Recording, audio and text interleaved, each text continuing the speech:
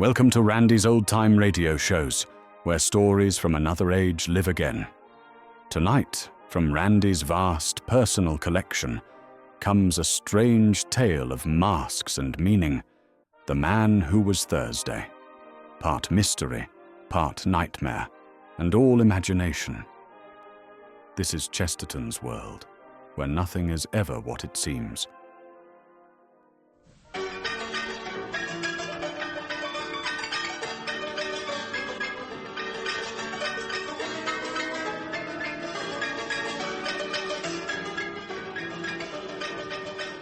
They had elected me to the Supreme Council of Anarchists, who named its members after the days of the week. The president was Sunday, and I was the Man Who Was Thursday. The Man Who Was Thursday, a nightmare by G.K. Chesterton, dramatized for radio by Peter Button. Episode 2, The Man in Spectacles. London, the turn of the century.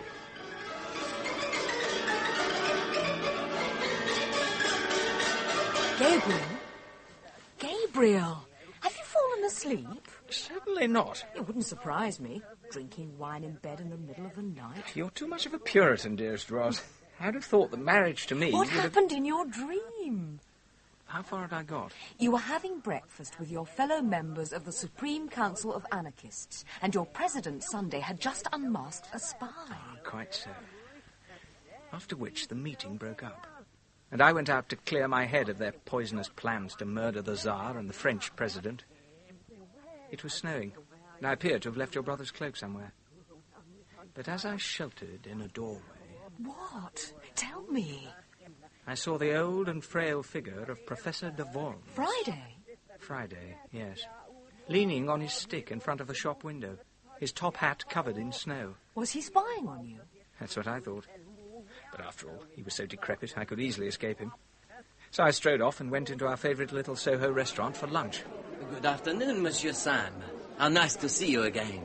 Thank you, Alphonse.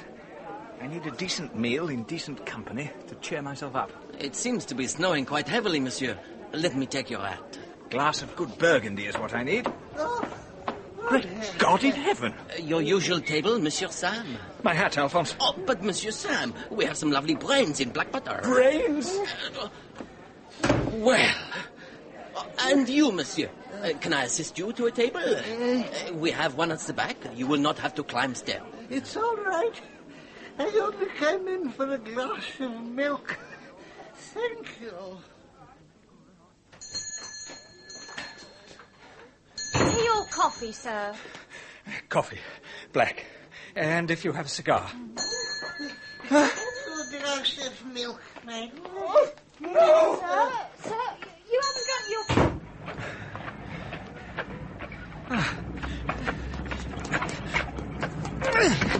You want to watch out, Gar. You could easily slip running in snow like this.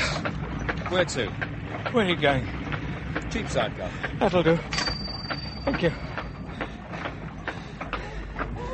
Oh, let me give you an answer.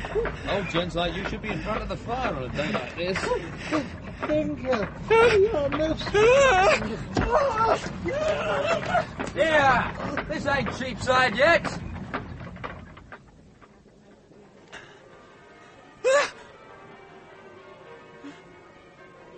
St. Paul's. Of course. It's Sunday. Sunday at St. Paul's. In the name of all that's holy, I shall stand and face him.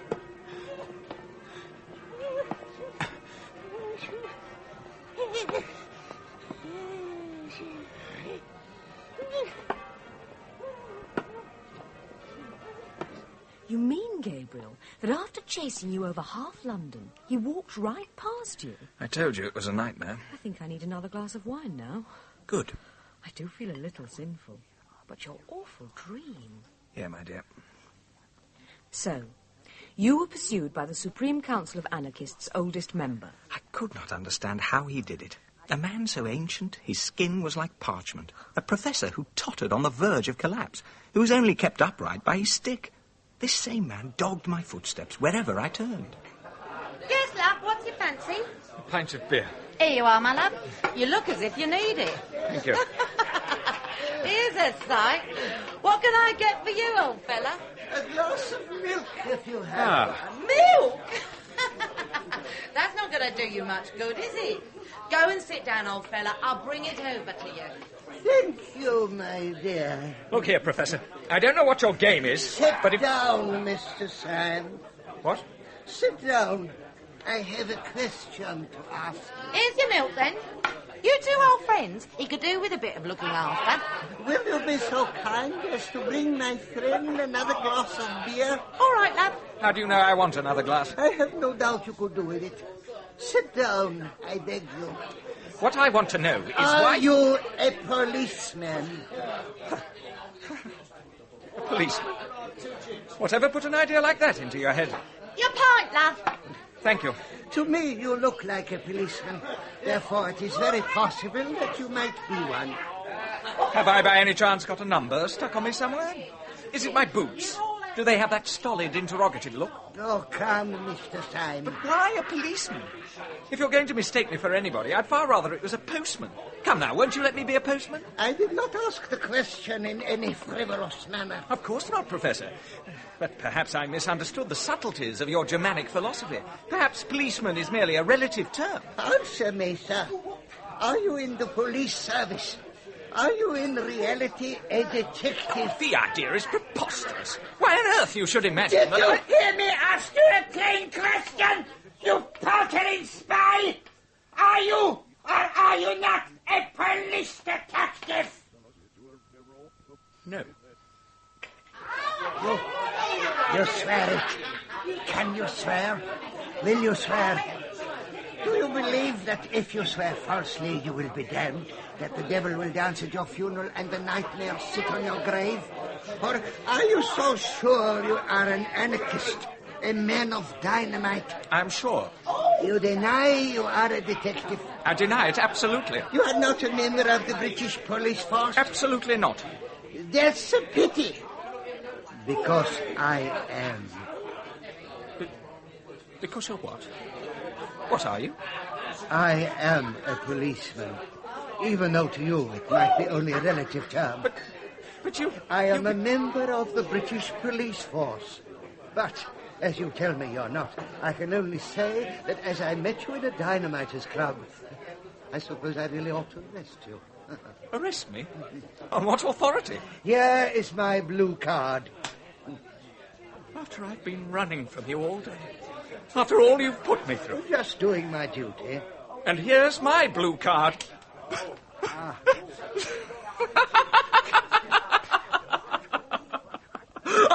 are you laughing at? Myself! Pull yourself together or you'll get hysterical. A pot of ale here and another for my friend. You haven't drunk your milk. Milk. I hate the beastly stuff. I can't even look at it once I'm out of sight of those bloody anarchists. I'll finish it. And here's how. I'm beginning to see it now. You're not really an old man at all. I can't take my face off in public. It involves a lot of elaborate makeup. As to whether I'm old, that's hardly for me to say, but I was 38 last birthday. No, what I mean is, there's nothing the matter with you. If you want the absolute truth, there is. What? I'm rather susceptible to colds. Your drinks, gentlemen. Thank you, my dear. Did you know that the fellow who called himself Gogol was one of us? I had absolutely no idea. Weren't you in the know? I was as ignorant as a child unborn. When the president started talking about spies, I thought he meant me. I rattled in my boots, I can tell you. And I thought he was talking about me. I had my hand on my revolver the whole time. So did I. And Gogol, too. So there were 3 of us at the Supreme Council meeting. 3 against 4 is fighting odds. If only we'd known about one another. 3, huh? Even if we'd been 300, we wouldn't have been able to do a thing. 300 against 4? Oh, come now. No, not if we were 300 against Sunday. It's intolerable, Professor. You saying you're afraid of Sunday? Yes, I am. And so are you. Oh, quite right. I am afraid of him. Which is why I swear by all that is holy that I will search for him, and that when I find this man of whom I am afraid, I shall smite him. How? If heaven were his throne and earth his footstool, I swear to you I would still pull him down. Why so vehement so suddenly? Because I am afraid of him. And no man should leave in the universe anything of which he is afraid. Fine word. Anyone can strike down the things he's not afraid of. Anyone can be merely brave, as a prize fighter is merely brave. Anyone can be fearless, as a tree, or a dog is. But fighting the thing you fear, that is something that requires true courage. Oh, I wouldn't disagree with you, but the man we are dealing with... You shall see him fall. Where are you going, may I ask? To prevent this bomb being thrown in Paris. And have you any notion of how? None whatever. Well, now, when our little meeting broke up, the arrangements were left in the hands of the Marquis de Saint-Eustache and Dr. Bull, were they not? And I suppose the beastly Marquis is already crossing the Channel. I don't imagine even our revered president knows exactly where he will go and what he will do. There's only one man who does. Dr. Bull. Precisely. Confound it. And we don't know where he is. I do. Then tell me. I will do better. I will take you there.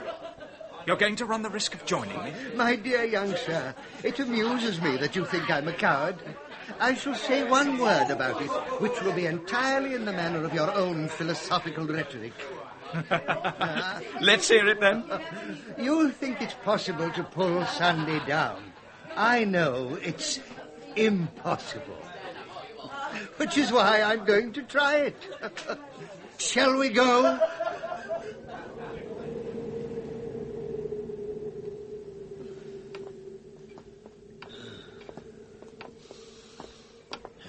You keep up a brisk pace, Professor.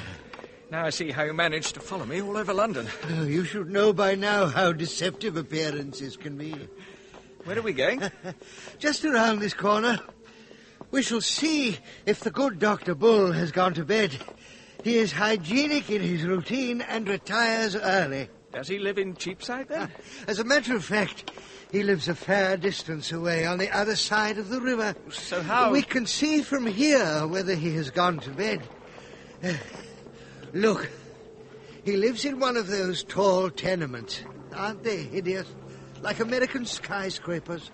I've never been to America. I can imagine the Tower of Babel looking like one of those, with 100 eyes. Which is his? The highest one. Damn. His light's gone out. We'll have to wait till tomorrow. In the meantime? Well, let's get ourselves some dinner.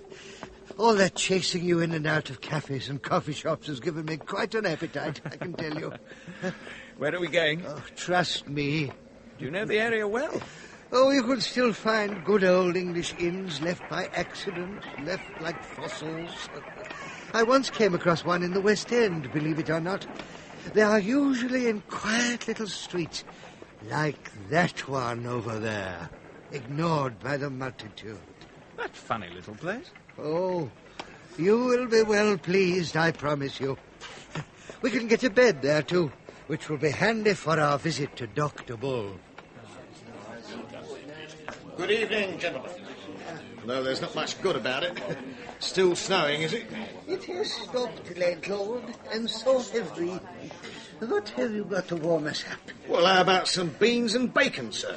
I've just had some myself, and I can recommend it to you. That sounds excellent. Well, sit yourselves down, gentlemen. Over here. There we are.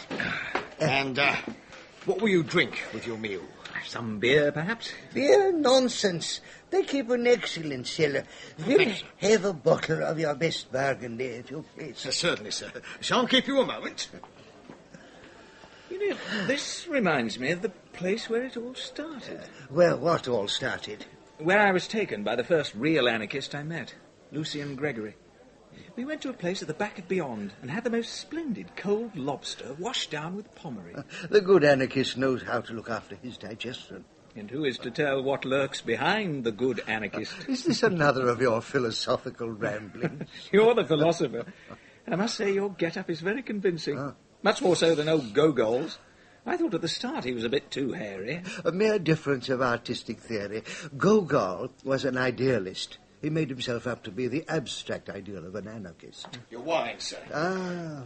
A little cool, I'm afraid. Do you want to let it breathe a while? Let's have a taste, landlord, and then we shall see. We both have a thirst, I'm sure of that. Certainly, sir. I think we can warm that quite heavily in our glasses. Thank you. My pleasure, sir. I'll bring your supper directly. An excellent wine. Glad you approve. I thought you might. How did you know? Oh, following you around today, I thought you were a man of taste. That Soho restaurant, one of my favourites. A man who relishes his food and drink must have some good about him. What about our president? He eats enough for 20. Ah, but it's just fuel to him to keep that mighty body and even bigger brain going. Here you are, gentlemen. 2 beans and bacon. I trust you enjoy them? I know I shall. It seems I last ate in another age, another world. Absolutely delicious. I told you.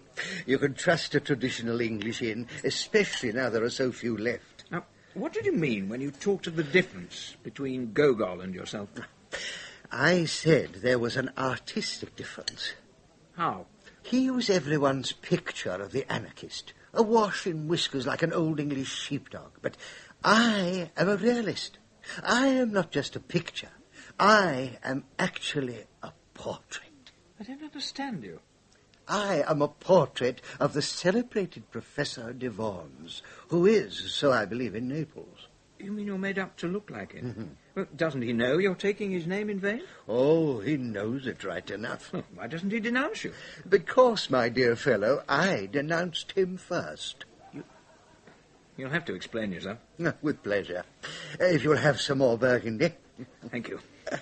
I am by profession an actor, a name of Wilkes. Your health, Mr. Wilkes.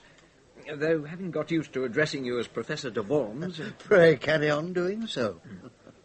Now, when I was on the stage, I used to mix with all sorts of bohemian and blackguard company. Sometimes I came in contact with men of the turf, sometimes the riffraff of the arts, occasionally political refugees, which was how, in some nameless den of exiled dreamers, I was introduced to the great German nihilist philosopher, Professor de Worms. And did he look as dreadful then as you do now? Even more so. He was lame, short-sighted, and partially paralyzed. Despite that, he insisted on a furious and incessant energy in order to rend everything in pieces. Considering that he had apparently proved that God was the most destructive principle in the universe, I wasn't sure of the need for more destructive energy. But for him, it was all. Perhaps you should have argued with him. I did better. I disliked him so much, I resolved to imitate him, to act out a caricature. I made myself up to look like a wild exaggeration of his dirty old self and tottered into a room full of his supporters, expecting to be greeted with a roar of laughter. They might have turned on you to avenge the insult. I was prepared for that. What I did not expect was to be greeted with respectful silence, and then, when I began to talk, with murmurs of admiration. You mean they thought... The curse of the perfect artist had fallen upon me. I had been too subtle, too true. They really thought I was the renowned nihilist. And I must confess, I was extremely disappointed. Oh, I don't know. Bit of a tribute, really. Worse was to come. 2 or 3 nihilists came dashing in from a neighbouring room and said that I had been publicly insulted. What? What on earth did they mean? It appeared that some impertinent fellow in the next room had dressed himself up as a preposterous parody of myself. You mean the real professor was next door? In person. Or rather, this feeble imitation. Did you leave? Not at all. Perhaps I'd had a little too much champagne, but I decided to see the thing through. So, in I went. Collision, confusion. Everyone looked from one professor to the other to see which was really the more feeble, and therefore the genuine article. And you won. Exactly. Because an old man in poor health couldn't be expected to be so impressively feeble as a young actor in the prime of life. Being paralysed as he was, he couldn't be so jolly paralytic as I was. So he tried to devastate me intellectually. Ah, and how did you get out of that? Oh, very simply. When he said something that nobody but he could understand, I replied with something I couldn't even understand myself. You must give me an example. With pleasure. He said something like, I don't imagine you could arrive at the conclusion that evolution is only negation without the inherent lacunae being an essential of differentiation. To which I scornfully replied, you read all that up in Pinkwart. As for involution, that was exposed long ago by Glumps. On earth are Pinkworts and Glumps? I made them up. But somewhat to my surprise, those who were listening were nodding sympathetically, as though they knew them all very well, which rather nonplussed the poor professor, who tried sarcasm instead. So you prevail like the false pig in Aesop, he sneered, to which I answered, and you fail like the hedgehog in Montaigne. Is there a hedgehog in Montaigne? Of course not. But all the disciples thought this was incredibly witty and true, and laughed their heads off. And being no longer in any doubt as to who was the real professor, they proceeded to throw him out. Not before trying to pull his nose off, I may say. What happened to the poor old fellow? Oh, I believe he's received everywhere as a delightful impostor. The anger and energy with which he insists he is genuine made him all the more entertaining. Wonderful. But why did you bother to keep up the disguise? I mean, I can understand doing it for a night's practical joke, but to keep that dirty old beard on forever... Ah, but my story isn't quite finished. I do apologise. Not at all. When I myself left the company, to the reverent applause of my followers, I went limping down the street, hoping that I should soon be far enough away to walk in a normal manner. But as I was turning the corner, I was startled to feel a touch on the shoulder. One of your nihilist admirers. An enormous policeman. Great heavens. What did he want? Me. What do you mean? He told me I was wanted. So I struck an attitude the real professor might have envied and said in my high German accent, Yes, I am wanted by the oppressed of the world. You are arresting me on the charge of being the great anarchist Professor de Worms? Very quick thinking. Congratulations. And then? He just looked at a paper in his hand and said, in that stolid, safe way our policemen have, No, sir. At least, not exactly, sir. I'm arresting you on the charge of not being the celebrated anarchist Professor de Worms. Would you like to come along with me? He took you to the station? Indeed he did. I was escorted through a number of corridors and eventually into the presence of a senior policeman who explained that there was a campaign underway against anarchism and that my little masquerade might be of some benefit to the safety of the public. He offered me a good salary and a little blue card. How long did you talk to him? For only a short while, and although he seemed to have some vocal defect and only whispered, he struck me as having great common sense and humour. But I can't tell you much about him personally, because... I know, because you talked to him in a completely dark room. So did I. It's quite a fair burgundy, don't you think? Why are you drinking it as if it were medicine, then? Oh, you mustn't be fooled by my manner. However jolly I feel inside, I've acted the paralytic professor for so long, I can't leave off. Even among friends, after a merry evening in one of the last decent inns in London? I still can't help speaking slow and wrinkling my forehead, just as if it were my forehead. You could still cheer up a bit, old fellow. Oh, I'm quite cheerful, but in a paralytic sort of way. It's the curse of playing one part for too long. You become the person you're playing, and there are all sorts of things I feel like saying that are really me, but they come out all wrong. Try. Buck up, old cock. You see what I mean? Have another glass. We might even have another bottle before we go to bed. Landlord! It can't do any harm, and it might even do good. Was everything all right, gentlemen? It was splendid. Perhaps we could split another bottle of your excellent Burgundy. No, of course, sir. I'll bring one up directly. And Thank you. have you 2 rooms for the night? You might have to share, sir. We're a mite crowded, the weather being so filthy. We'll manage, Professor? With the aid of the Burgundy and a cigar or two. All right, gentlemen. I'll make sure the room is ready. It's places like this that make life worth living. Agreed. But you're still worried about something, aren't you? Oh, what a clever fellow you are. It's a pleasure to be working with you. Mutual, I assure you. I am worried. We have a great problem. Can you play the piano? As a matter of fact, I'm supposed to have rather a good touch. Your wine, gentlemen. Oh, and your beds are ready when you are. No hurry, of course.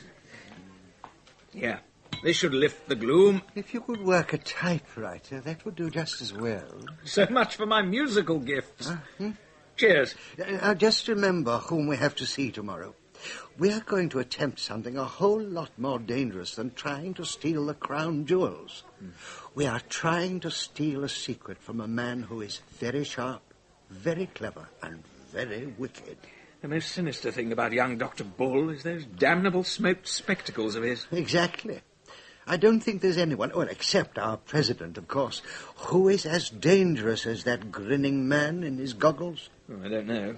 I found the secretary pretty fearsome. Oh, but the secretary's very fanaticism has a sort of pathos about it, which is almost human. Dr. Bull has a brutal sanity that is more shocking than the sickness of the secretary. He's so vital and virile. Depend on it, Sunday was being very clever when he locked up the plans for this outrage in Bull's round black head. Are you thinking that the monster will be soothed if I play the piano to him? Don't be an ass. Playing the piano gives one quick and independent fingers. Now, look here, Simon. If we are to interview him and come out alive, we have to have some sort of code that he won't notice. Now, I've worked out an alphabetic cipher that can be played out on the fingers. See? A. B. C. And so, step by step, he took me through his drumming alphabet. But you're really not musical, Gabriel. I was in my dream. I see. Is that right? C-O-E-V-A-L. What's that mean? Coeval. It happens to be my favourite word. We're going to need fine shades of meaning, Look, surely. I wish you'd stop playing the goat. You don't know how serious this is. L-U-S-H. We must have lush, applied to grass, you know. And I suppose you think grass likely to be a burning topic with Dr. Bull? Oh, there are several ways in which the subject can be approached without seeming forced. I could say, Doctor, we are all revolutionists, and remember the tyrant who advised us to eat grass? For some, looking at the fresh, lush grass of summer... I don't think you realise the tragedy of the situation. Of course I do. Always be comic in a tragedy. What else can you do? Simon. I wish this language of ours had a wider scope. What if we extended it from the fingers to the toes? That would involve pulling off our boots and socks during the conversation, which might be a little difficult to perform unobtrusively. Simon, go to bed. Why do you never take anything seriously? But I do. What? You. I've always taken you very seriously. You've always made me laugh. That's what I love you for. A cheap trick. Anyone can do it. Not the way you do. Not in the middle of the gravest discussions. Gravity is something peculiar to beautiful women like you. When men try for it, it becomes mere pomposity. Your friend the professor wasn't being pompous, was he? Certainly not. But you know how wine tends to make me frivolous. So you're being frivolous now? It was you who insisted on hearing the story of my dream. So, you went drunkenly to bed. I was not in the least drunk. And I practiced that damn finger-drumming code until I knew it backwards. You're good at things like that. It's infuriating. Merely because you can't do conjuring tricks and find crosswords unbearable. What happened in the morning? Waking up in a dream is a difficult trick. Especially when you're full of Burgundy. Oh, I'm getting fuller of it now, and it's not affecting me. Except you're wandering away from the story. If I am allowed, I shall tell it without further digression. It was still dark when I woke. The professor was standing by my bed. He looked just like a ghost. You don't have to make it sound like a telegram, Gabriel. I sat up and threw off the bedclothes. I had a most curious feeling. No doubt the wine. Rosamond... I'm sorry. I won't interrupt any more. Thank you. Anyway, the feeling was one of cold danger. I had perfect confidence in the Professor, but it was as if we were going to the scaffold. I mentioned it to him, but he didn't reply. So I asked him how long it had taken him to make up his alphabet. And still he said nothing. Perhaps it was too early for conversation. You said you wouldn't interrupt. I apologize. When he hadn't said a word all the time I was getting dressed, I got quite irritated. He stood there, stiff, staring, and silent, and I couldn't understand it. It began to alarm me. What if he wasn't a true friend after all? What if he had lured me into a trap with that ridiculous story of his? What if dynamiters were waiting outside the very door to carry me off? Oh, Gabriel. Then I happened to look down at his hands. Yes. And I burst out laughing. He was talking to me through his dancing fingers. I will only talk like this. We must get used to it. All right. But let's get some breakfast. Forgive me, but how could you order coffee just by drumming your fingers? We only used that code to each other. And when we reached the block where Bull lived, well, it must have looked quite funny. Two men with hats and sticks climbing those innumerable steps and stopping every so often to rap on the banister rail. But few noticed us. It was still very early. As we mounted the stairs, we could see a pale, indeed a tragic dawn lifting itself laboriously over London. The roofs looked like the leaden surges of a grey, troubled sea after rain. I tell you, there was something unthinkable about the infinity of those stairs and the gloomy reality of the view we could see from them. I thought Earth had not anything to show more fair than a London dawn. Not that side of the river. It wasn't the rosy red of sun-tipped clouds. It was harsh and coarse, more like red clay. Anyway, we finally reached Bull's garret. What was it like? Full of fiendish instruments of death. It was bare, empty and austere. It reminded me of, I don't know, the French Revolution. Bull was sitting writing in white shirt and black breeches. He could easily have just slipped a wig on and become Marat or even Robespierre. All it needed was the outline of a guillotine against that heavy red and white sky. Did he have on his dark spectacles? Of course. They made him look just like a death's head. Death writing his accounts at a little wooden table. What did he say when the two of you came in? Absolutely nothing. Oh, how very rude of him. On the contrary, he was very polite. He seemed pleased to see us, set out chairs, and went to the trouble of putting on a tweed coat for our benefit. In fact, he was so punctilious and good-humoured that we didn't know how to begin. So who broke the ice? The Professor. We are sorry to disturb you so early, comrade, but we have information that renders delay intolerable. You have no doubt made all the arrangements for the Paris business? Surely you didn't think this doctor would tell you all you wanted as easily as all that. What do you think he said? Did he utter some mysterious password? Gabble of timetables? Show you the array of explosive with which the foul deed was to be accomplished? He did nothing, and he said nothing. He just sat there smiling and gazing at us. The Professor tried again.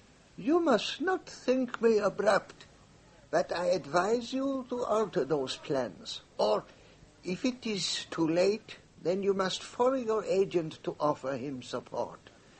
Comrades Chime and I have had an experience which it would take longer to recount than we can afford. Of course, I am happy to relate the occurrence in detail, should you feel it is essential to the understanding of the problem we have to discuss. Of course, he was spinning out the sentences as much as he could, hoping to provoke the doctor into showing his hand. But the man continued to stare and to smile, and even the Professor began to run out of steam. The whole thing bore a sense of unbearable reality. A young, square-shouldered man in tweeds, smiling away as the sun began to give colour to his face. Well, you know what I mean, Ros. You read all those realistic novels. What's that got to do with it? The descriptions, the colours, the shadows thrown by objects. Those chaps know how to put it all in far better than I do. I want to know what he said when you eventually got him talking. We didn't. The professor signalled to me. You must take over from me. The devil has sucked me quite dry. Yes. The thing really happened to me.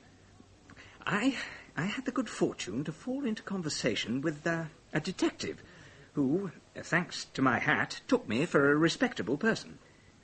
Wishing to clinch this undeserved reputation, I took him and made him very drunk at the Savoy. As a result, he became extremely friendly and told me, in so many words, that within a day or so they planned to arrest the Marquis in France. So, unless we can get on his track... I will take over now, if you like.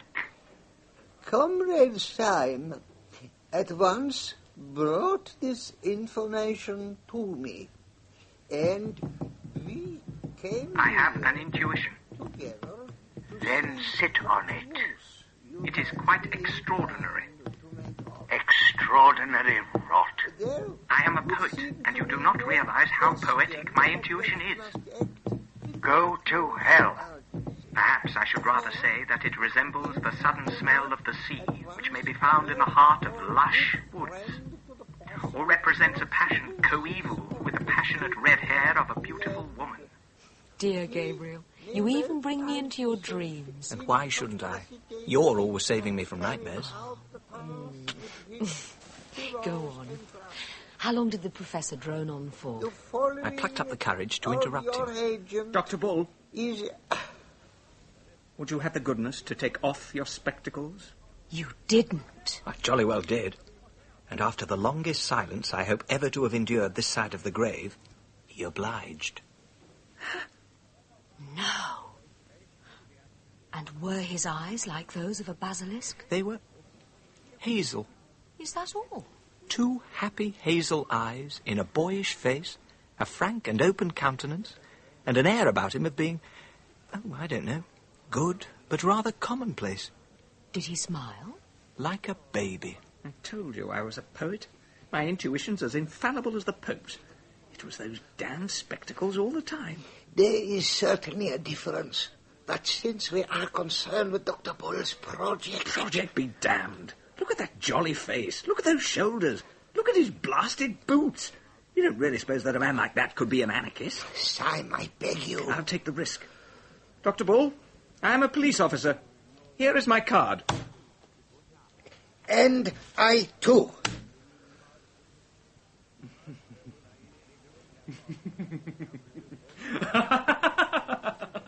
Well, I'm awfully glad you fellas have come so early. We can leave for France together, can't we? Here's my card. Shall we go? By the Lord God Almighty, there were more damned detectives round that damn breakfast table than there were damn dynamiters. 4 against 3. We might have fought easily. No, we were not 4 against 3. We were not so lucky. We were 4 against 1. 3 singles to Dover, please. 3rd class. You were quite right about him. Yours was the intuition. You are braver than I might have been. Thank you. Right, gentlemen. If we hurry, we'll just make the 9:15. Follow me. You don't know how jolly it is to have some pals. I've been half dead with the jumps thinking I was alone. Me too. Yes, indeed. I wanted to fling my arms round old Gogol, except that would have given the game away. I hope you won't hold that against me. My dear fellow, I was in a blue funk to which all the blue devils in blue hell contributed. What with the decrepit professor chasing me across half London and you in your beastly goggles. What a rag, eh? And so simple. Were they your idea? No, I haven't got the brains for that. When I volunteered for the detective business, they wanted someone to dress up as a dynamiter, and they said I'd never pass. What do you mean? Well, my walk, for one thing. They said it was so very respectable that from behind I looked like the British Constitution. I looked too benevolent, you see, too optimistic and healthy and reliable. In fact, they were rude enough to tell me at the yard that if I'd been a criminal, I might have made a fortune looking so honest.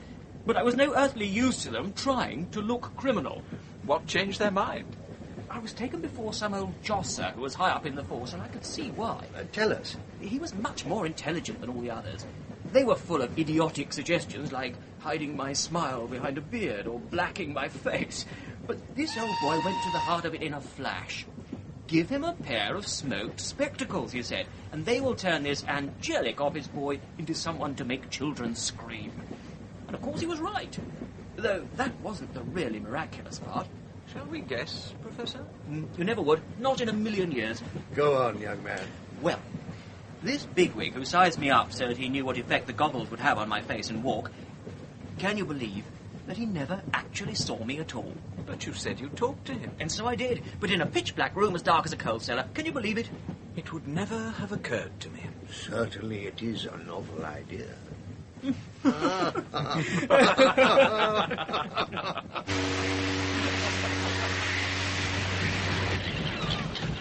We should be in Calais in under an hour. I'm quite looking forward to lunch in decent company, I can tell you. What about the Marquis? Oh, he'll be there, Professor. After all, I organised his timetable. Will he be armed? I'm afraid so. I tried to get him to go without a bomb so that I could bring him a dart or something. But do you know, everywhere I turned, the President was there with his eye on me. I was hurrying along Pall Mall and looked up to see him smiling at me from the window of some club. And when I tried to dodge into Soho, he waved his hat at me from the top of an Oxford Street omnibus. He really is extraordinary. I reckon he sold himself to the devil.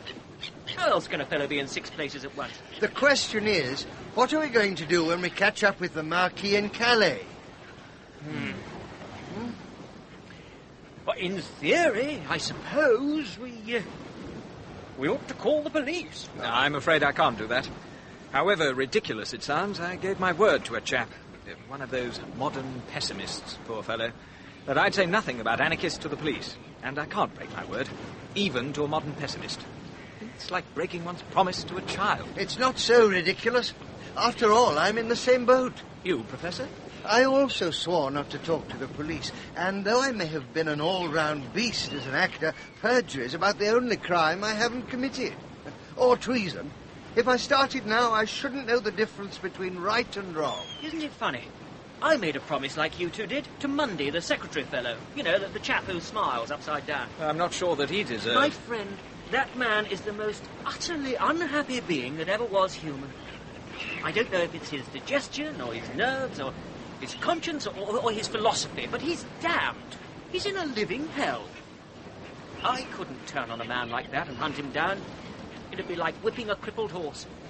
You can call me mad if you like, but that's how I feel, and that's it, and that's all about it. I don't think you're mad.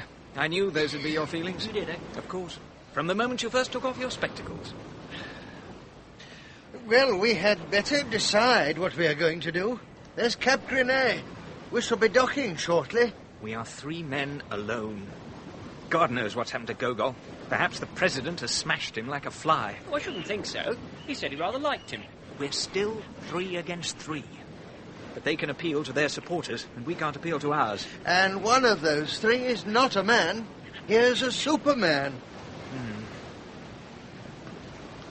Look, whatever happens, we have to keep the Marquis in Calais until midday tomorrow.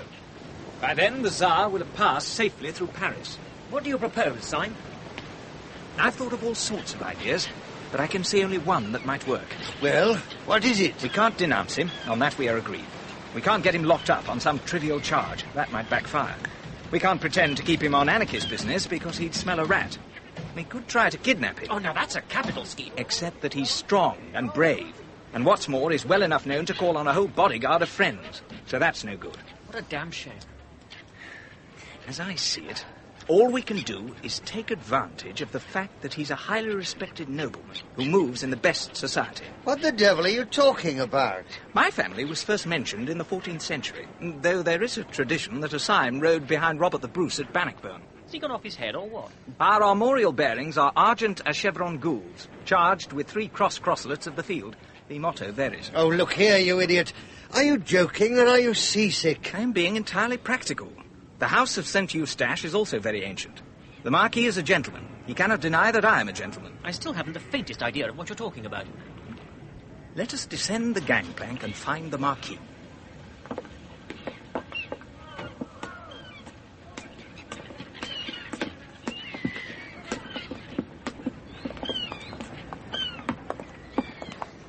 Isn't that him sitting at that cafe? I do believe it is. But what are you going to do? My dear Bull, I'm going to put the matter of my social position beyond a doubt by knocking his hat off. But you can't just go up to a fellow and do a thing like that. You're right. Let us first sit down and have a glass of wine. Here. This place will do. We can see him, but he can't see us. Garçon, une bouteille de saumon, s'il vous plaît. J'arrive, monsieur. Tout de suite. Now, I've made some notes. Shall I read them to you? By all means. Before removing his hat, I take off my own. I say, the Marquis de Saint-Eustache, I believe. He replies, the celebrated Monsieur Chime, I presume. In exquisite French, he inquires after my health. In exquisite Cockney, I reply, oh, just the same. Oh, shut it, Simon. Pull yourself together. Chuck away that absurd piece of paper and tell us what you're really going to do. But I've only read you the first 2 exchanges. I've got 41 to go. Some of them are wonderfully witty, especially the Marquis's replies. I do like to do my enemies justice. What's the point? It leads up to my challenge, don't you see? When he has delivered himself of the 39th reply, which goes as follows... I don't suppose it's occurred to you that the Marquis may not say the 43 things you have put down for him, in which case your own epigrams will be somewhat wasted.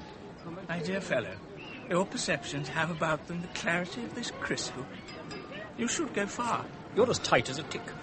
The only problem, then, is to find some other method of effecting an introduction to the man I wish to kill. And if, as the good professor in his erudite way has pointed out, the course of dialogue cannot be predicted by one of the parties acting alone, then all that can be done, I suppose, is for the one party to perform all the dialogue himself. And by George, that's what I'll do. He's got a couple of people with him now. Very solemn-looking gents, I'd say. One has the Legion of Honour rosette in his buttonhole. The Marquis evidently moves in the most solid ranks of society. You've got to admit he carries it off. Even though he's in light spring clothes and has a straw hat to their black silk ones, he still looks like a king in comparison. Or like a tyrant. A swarthy tyrant. Why are you standing? Are you going to give a lecture? I am, but not to you. To those people. I'm now going to pull the Marquis's great, ugly, brown nose. Walking a little unsteady, don't you think? Don't ask me, Bull. I'm not sure I understand him in the slightest.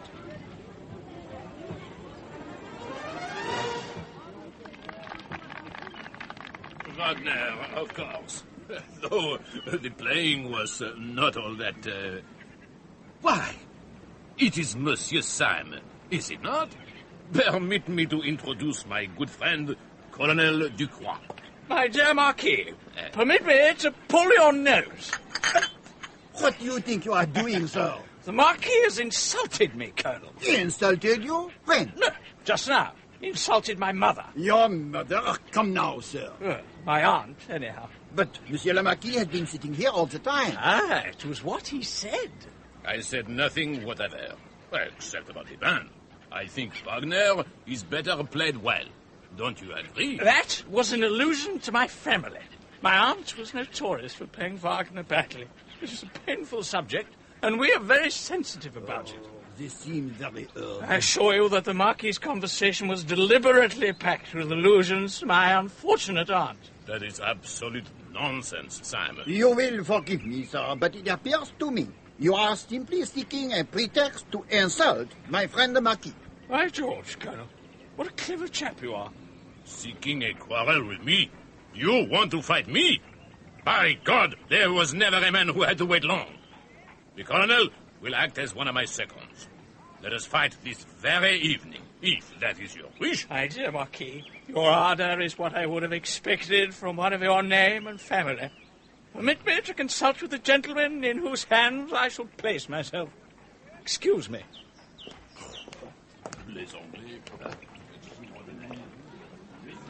My dear fellow, you look quite pale. But I have done it, Professor. You certainly appear to have sobered up in the process. Of course, you wouldn't recognize a gifted actor if you saw one, would you, Bull? The Professor would, though I'm only a humble amateur. Now, listen carefully. I have fixed up a fight with that monster. You two are going to act as my seconds. I've only read about things like that. I know what to do. I played a lot of Alexandre Dumas. The one thing you must insist on is that we don't fight before 7 o'clock tomorrow morning. That at least will give me a chance of preventing him from catching the 7:45 for Paris. If he misses that, he misses committing his dreadful crime. What if he refuses? He can't refuse on such a small point. Not if he is the man of honour I take him to be. Where shall we have it? As far from the railway as possible would be best. If he agrees the time, he will be able to pick the place. And my guess is that he will choose a field not far from the station so he can pick up the train. Are you any good as a swordsman, Simon? Not as good as the Marquis, but good enough to keep him in play till the train has gone, I hope. If I succeed, no doubt he will kill me to relieve his feelings. Such is life. Come on, let me introduce you to his seconds. Oh, yes.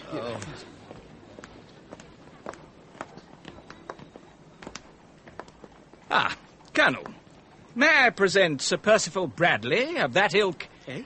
Just bow, you fool. Oh. And my good friend, the Earl of Dungravy. How do you do? I will leave you, gentlemen, to settle the details. I bid you au revoir, my dear Marquis.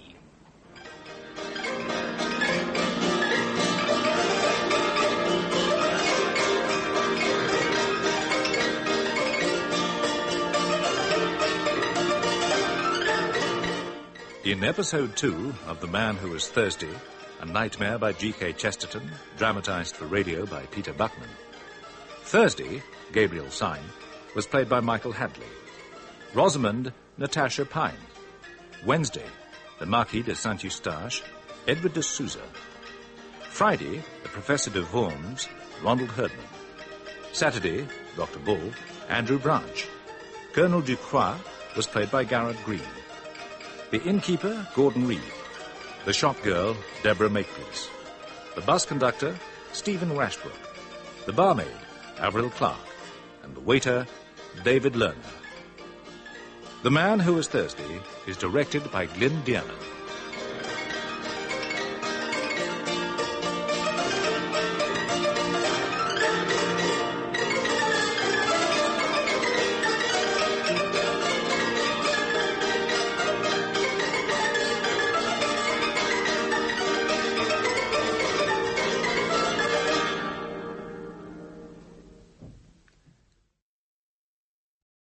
Well, everybody, that's all for tonight's episode.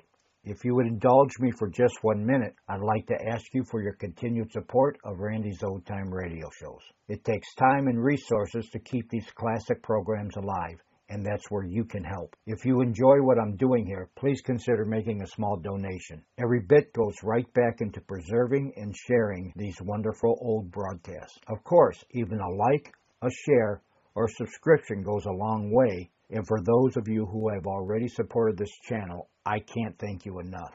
Together, we're keeping these Golden Age voices alive for future generations to discover and enjoy. In the description below, you will find links to donate, or you can just scan the QR code you see on the screen.